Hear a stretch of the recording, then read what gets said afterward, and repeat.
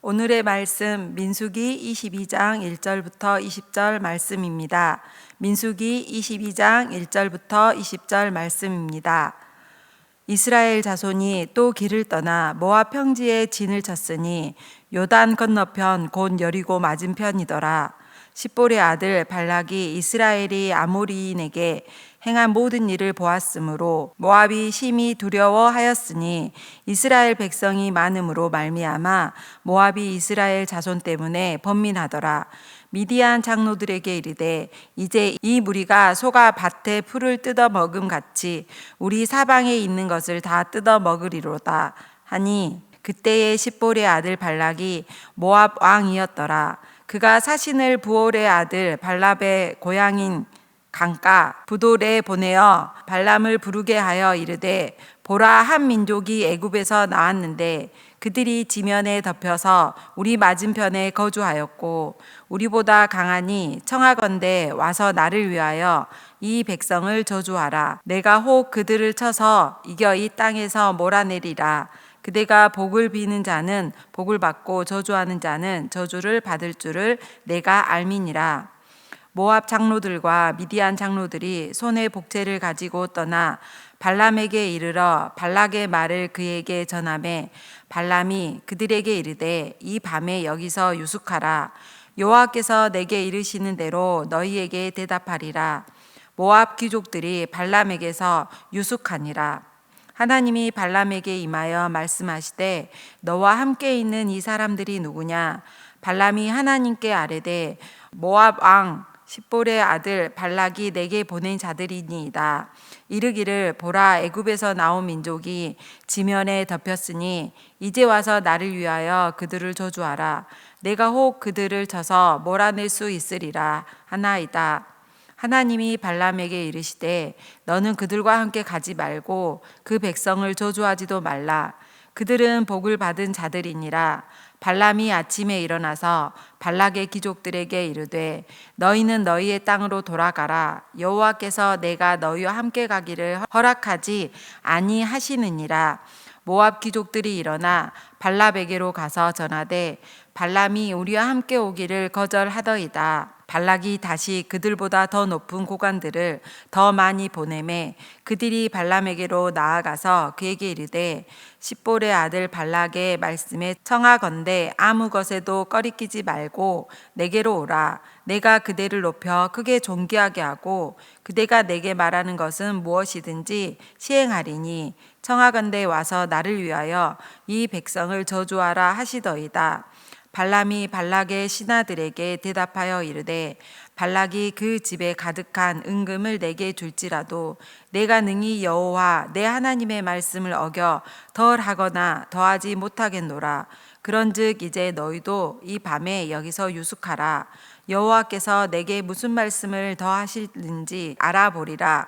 밤에 하나님이 발람에게 임하여 이르시되 그 사람들이 너를 부르러 왔거든 일어나 함께 가라. 그러나 내가 내게 이르는 말만 준행할지니라.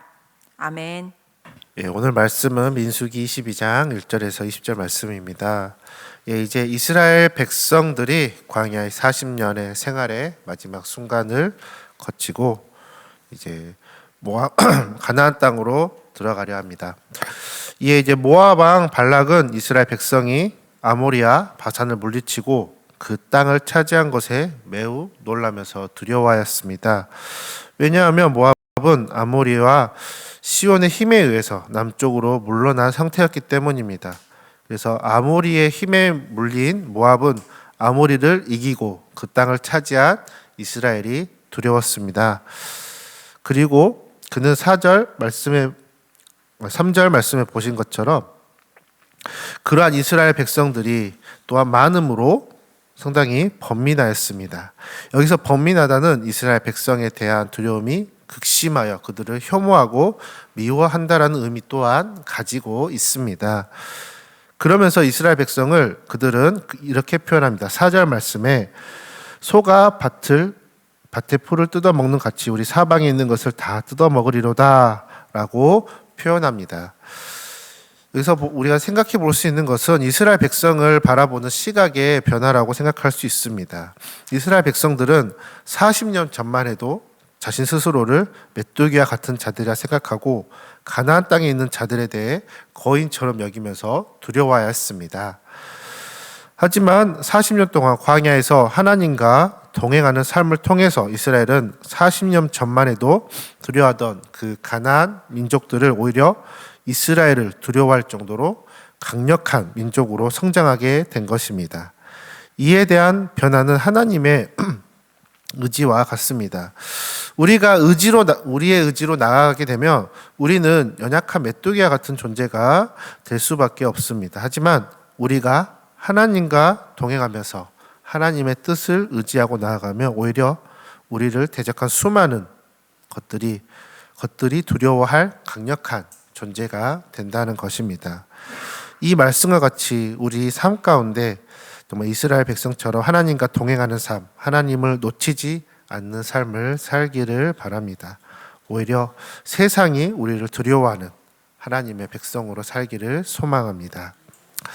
이렇게 이스라엘 백성을 두려워하고 미워하는 발락은 자신의 능력으로, 자신 국가의 힘으로 해결할 수 없다는 것을 알고 그는 다른 방법을 의지합니다. 바로 점술사, 즉 저주를 의지하게 됩니다. 그래서 그는 주술로 유명한 사람 발람에게 사신을 보내어서 초청합니다. 그래서 모압과 미리암의 장로들은 이 발람에게 줄 복채를 들고 거의 한 600km 정도의 거리에 먼 거리를 찾아갑니다. 이 거리는 서울에서 부산을 왕복하는 거리와 동일합니다.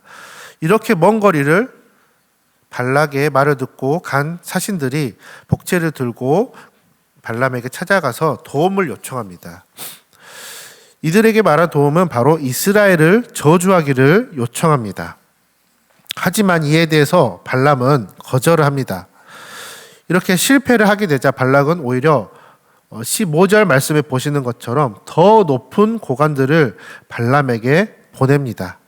그리고 16절에 말씀하신 것처럼 아무것도 거리끼지 말고 내게로 오라. 17절 내가 그대를 높여 크게 존귀하게 하고 그대가 내게 말하는 것을 무엇이든지 시행하리니 청하건대 나를 위해서 이 백성을 저주하라 라고 요청을 합니다. 발람에게 더 많은 재물과 더 지위를 주면서 그는 이스라엘 백성을 저주하기를 소망합니다. 그만큼 발락은 이런 저주에 대해서 발람에 대한 점술사에 대한 소망과 기대를 가지고 있었습니다. 이에 대해서 우리도 한번 생각해 볼 수 있는 것은 발락의 모습 속에서 우리의 모습을 또한 볼 수 있지 않을까라고 생각을 해봅니다. 발락이 의지할 것은 이런 점술가나 혹은 이런 위인이 아니었습니다. 그가 의지할 것은 그렇게 이스라엘을 강대하게 하신 하나님을 의지하고 하나님의 뜻을 물어봤어야 했었습니다. 이렇게 발락처럼 우리가 해결할 수 없는 상황 속에서 우리는 발락과 같은 모습을 가지고 있지 않은지 돌아봐야 할 것입니다.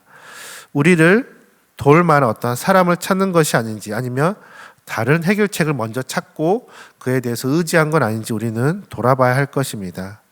하나님께서는 우리에게 분명히 약속하셨습니다. 우리의 방패 되시고 피난처가 되신다고 분명하게 약속을 하셨습니다. 그렇게 우리는 어떠한 사랑과 어떠한 것을 의지하기보다는 먼저 하나님을 바라보고 하나님의 뜻을 의지하기를 소망합니다. 삶을 살다 보면 여러 가지 문제 가운데 어떠한 방향으로 가야 될지 고민하는 경우가 참으로 많습니다. 이럴 때 하나님께서 나에게 무슨 뜻을 주셨는지 생각을 해보고 하나님이 나에게 어떤 비전을 주셨는지 돌아보기를 소망합니다. 그렇게 하나님을 의지할 때 문제 해결자 되신 하나님 앞에 우리가 우리를 지켜주시고 이끌어주심을 우리는 경험하게 될 것입니다. 이후에 이 발람에 대해서 보면 이후에 많은 재물을 가지고 발람에게 찾아옵니다. 7절 말씀과 15절 말씀에서 본 것처럼 발락은 발람에게 이스라엘을 저주해달라고 이렇게 찾아옵니다. 이에 대해서 우리는 발람에 대해서 두 가지 시선으로 이제 여러 학자들이 이야기를 하는데, 첫 번째 시선은 그는 이방의 하나님의 선지자다. 왜 하나님의 말씀을 듣고 그의 뜻대로 따랐으니까 하나님의 선지자일 것이다 라고 생각하는 학자들도 있습니다. 하지만 다른 학자들은 아니다. 그는 단순한 점술가다. 하나님을 알 뿐이지 그는 하나님을 섬기는 사람이 아니다 라는 학자들도 있습니다. 저도 이 두 번째 의견에 좀 더 두 번째 의견으로 발람을 바라보는 것이 맞는 것 같다라고 생각이 되어집니다. 왜냐하면 이 발락을 통해서 발람에게 그들이 복채를 들고 찾아왔을 때 발람은 그들이 이스라엘 백성을 저주하라는 말에 그들을 단호하게 거부하지 않습니다. 바로 하나님께 물어본다고 하나님에 대해서 먼저 물어봅니다. 근데 이 부분만 보면 상관이 없는데, 두 번째 또 찾아왔을 때도 이 백성을 저주해 달라고 요청을 하지만 발람은 그에 대해서 이미 하나님의 뜻을 알고 있음에도 그에 대해서 거부하지 않습니다. 먼저 하나님의 뜻을 물어본다고, 하나님께 기도한다고 그렇게 얘기합니다. 그는 하나님은 알고 있지만 하나님의 뜻을 알지 못하는 자였습니다. 그는 하나님에 대해서 알고 섬기지만 하나님만 섬기는 사람이 또한 아니었습니다. 앞에 23장에서도 이에 대해서 간단하게 볼 수 있는 부분이 있는데, 발람이 7 제단을 쌓고 제사를 드리는 모습을 또한 볼 수가 있습니다. 그는 하나님만이 아니라 다른 신에게도 제물을 바치는, 자신을 섬기는 자로 볼 수가 있는 것입니다. 이러한 모습 속에서 우리는 생각해 봐야 할 것은 발람의 모습 속에 우리의 모습이 없는지 생각해 봐야 할 것입니다. 발람은 이러한 물질, 지위에 대한 문제로 흔들렸습니다. 그리고 그는 하나님뿐만 아니라 다른 신을 의지하는 사람이었습니다. 지금의 세상 가운데는 우리는 때로는 물질을 하나님보다 더 높은 자리에 두는 경우도 있습니다. 우리는 살다 보면 한 번의 거절에도 또한 오히려 더 강력한 제한, 발락이 발람을 보내어서 더 많은 재물, 더 많은 지위를 준다고 할 때도 우리는 이렇게 흔들릴 때가 있습니다. 이렇게 세상 가운데서 우리를 넘어뜨리기 위해서 집요하게 우리를 흔들려 하고, 영적 세상, 영적 세력, 이런 세상의 부분에서도 우리를 하나님의 말씀에 멀어지게 하려고 많은 사탄의 공격들이 있습니다. 이럴 때 우리는 하나님의 뜻보다 우리의 만족을 위해서 다른 것들을 하나님보다 높이 세우지 않은지는 우리는 돌아봐야 할 것입니다. 우리의 삶이 이런 발람과 발락과 같이 어떠한 다른 사람을 의지하고 혹은 물질을 의지하는 삶이 되지 않기를 바랍니다. 하나님을 알더라도 하나님만을 섬기는 것이 아니라 물질과 함께 혹은 물질을 더 먼저 우선시하는 삶이 되지 않기를 바랍니다. 우리의 삶이 40년 동안 하나님과 동행한 그런 이스라엘의 백성, 그 백성의 삶이 되기를 소망합니다. 그 삶 속에는 어떠한 흔들림도 없고 하나님의 말씀으로 인해서 흔들리지 않고 오히려 세상 가운데서 하나님의 백성으로서 우뚝 설 수 있는, 오히려 하나님의 삶을 나타내는 우리 성도분들이 되기를 소망합니다. 하나님, 저희들의 삶 가운데 나의 물질적인 것과 나의 지위를 이용하여서 나의 문제를 해결하지 않은지 주님께서 저희들에게 깨닫게 도와주시옵시고, 주님, 저희들이 정말 다른 사람들이 소와 같이 이스라엘 백성을 보는 것처럼 저희들의 심령 가운데, 저희들의 삶 가운데 주님께서 통행하여 주시옵시고, 어떠한 세상 유혹 가운데서도, 어떠한 흔들림 가운데서도 묵묵하게 나아갈 수 있는 주님 힘과 능력과 지혜를 허락하여 주시옵소서.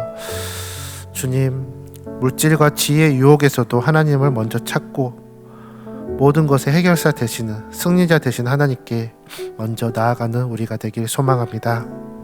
우리의 삶 가운데 항상 동행하여 주시옵시고, 우리의 삶 속에서 하나님의 은혜가 충만하게 이끌어 주시옵소서. 우리의 삶을 주관하시는 예수님의 이름으로 기도드립니다. 아멘.